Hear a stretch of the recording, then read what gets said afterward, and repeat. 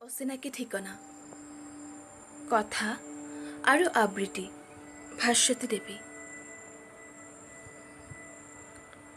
ৰিব ৰিব মলয়াই দি গৈছে এটা অচিনাকি ঠিকনা।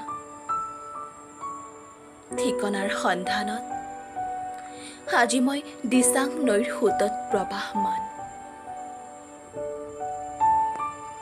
হেৰাই গৈছে মোৰ ভাষা, পাহৰি গৈছো কবিতা।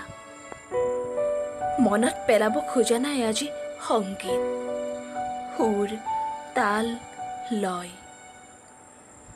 মাথো বিচাৰি ফুৰিছো ঠিকনা, এটা অচিনাকি ঠিকনা। দুৰন্ত বতাহ, মৌন সময়, স্থবিৰ হৈ ৰৈছে মোৰ গতি। ভাগৰি পৰিছো আজি,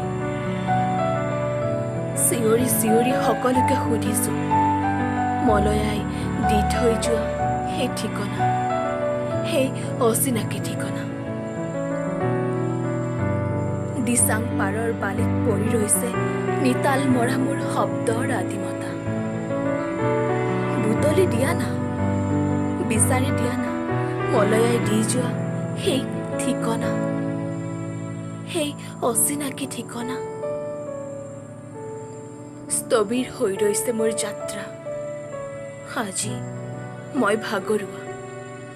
ধন্যবাদ।